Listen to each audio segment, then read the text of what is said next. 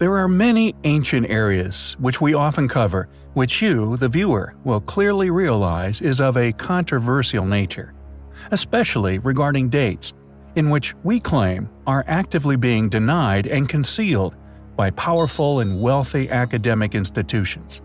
Many ancient relics within, and the fact that these, what we claim are lost antiquities, are often dated by us merely through logical processes of deduction, are therein dated far before the officially guarded modern development of man, or the path thereof.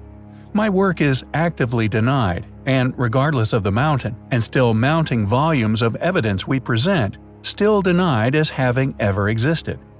Funding refused en masse in regards to any consideration whatsoever possible officially. Thus any claim in any form of a highly advanced civilization except our own, ever occurring here on Earth before, will always be denied. Civilizations so old, their ruins now easily dismissed by geologists the world over as natural formations.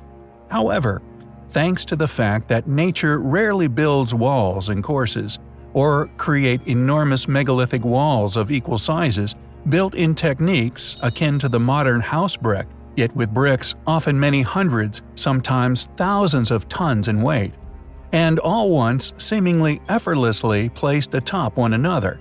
And thanks to these clear factual elements, which can allow us to identify the artificial nature of many formations claimed as geological, this evidence thankfully still being visible upon these so-called geological formations, features which enable all with critical capacities to distinguish that of a ruin academically suppressed by being systematically dismissed as geological. Kaimanawa Wall, near Lake Taupo, New Zealand, is but one example of this massive dismissal of ancient antiquity, reluctantly explored by mainstream academia in the late 90s. However, an individual by the name of Barry Brailsford also published an article in the New Zealand Listener, which stated, as we do, that the wall is not geological, and for a brief moment created a public exposure of mainstream archaeology and historical institutions' active refusal of the obvious in favor of the already concluded. Barry Brailsford's valiant journalism considers the possibility of a lost civilization, like one mentioned earlier, and although, in his opinion, is located within permitted history, and our claim is of one far older, pre-Ice Age in fact, he still, regardless, pinned its creation on the correct parties. Titled Megalith Mystery, are giant stones in the Kaimanawa Forest Park evidence of an ancient New Zealand culture? According to Brailsford's article, the stone wall is at least 2,000 years old and was created by the first settlers of New Zealand, the Waitaha. Furthermore, Brailsford also pertained to the wall being a link between New Zealand, Egypt, and South America. We feel his article is a very well-presented investigation into what is clearly an ancient ruin of artificial origin. However, we attest to the wall being a relic of a once far more advanced and much older, now lost civilization. Brailsford listed 12 pieces of evidence for its construction. For example, the fact that the visible stones in the front are a uniform 1.9 meters wide by 1.6 meters tall and 1 meter wide deep. However, politically, the view that civilizations existed in New Zealand before the Maori culture, the currently protected paradigm, is never going to be accepted. The conclusion made by the commission-funded geologists, that the formation is merely an outcrop of a large ignimbrite, a natural formation, created about 330,000 years ago. They claim the uniform shapes were produced by conveniently identical fractures in the rock. The official line is that the Kaimanawa Wall has been proclaimed a natural rock formation. And we know better than many that this tale of events is very unlikely to change in the future. Yet, regardless of this, we find the Kaimanawa Wall highly compelling. We often find that many of the most intriguing, enigmatic, and as yet unexplained ancient ruins found all over our world are regularly claimed as the legacy of more recent, well-studied, permitted ancestors. However, This constant attribution to lesser-developed ancestors, studied and understood intimately through funded investigation, is self-contradictory in nature. For the parallel study of said ages, and in turn early man's development, disproves their own claim of said individual's culpability or indeed capabilities. It seems that, although only a specific tale of events is publicly permitted for grants, offering financial security to so-called professors and historians, all willing to toe the proverbial line, inadvertently expose themselves without any outside intervention.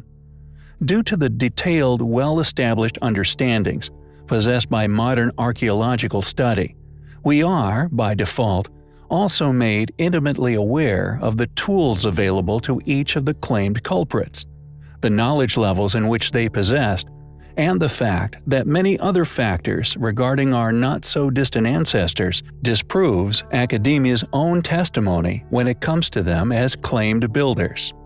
However, although, in our opinion, there is overwhelming evidence to suggest that many ancient ruins were instead re-inhabited by these claimed constructors, utilizing these ancient sites, often fortresses, beneficial, often ingenious, and baffling constructions safely, virtually impenetrable designs, and thus solid foundations for the development of their own civilizations, not only allowed them to flourish, but also leaving behind a detailed array of archaeological finds, used as the basis of academia's claim of these groups having built these sites, but also claiming such sites as their work in historical records which are always absent any explanation as to how this was achieved.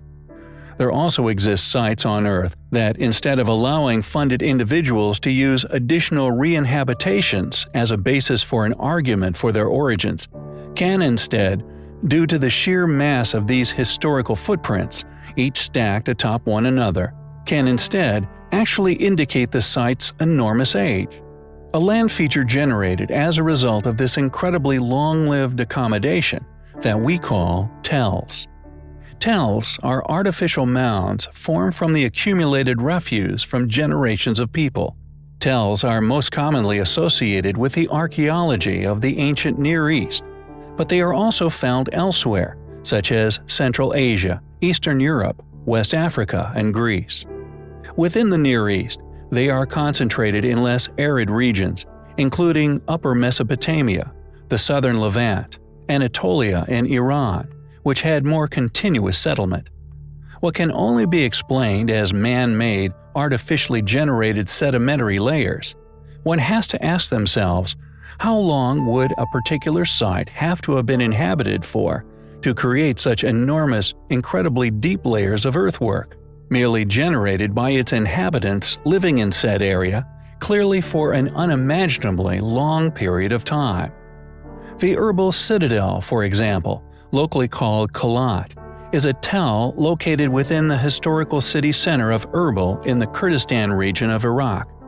The citadel appeared for the first time in historical sources in the Ibla tablets around 2300 BC, and although it has been confirmed as having been inhabited as far back as the Neolithic period, we have long argued due to their activities and capabilities that the Neolithics were a surviving remnant of the most recent lost civilization.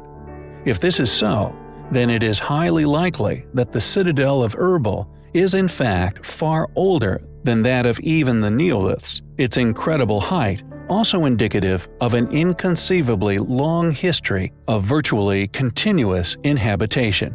How old is the Erbil Citadel, or indeed the world's tells in general?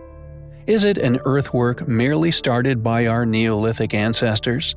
Or is it possibly a relic spanning far before currently understood or indeed accepted timelines for man?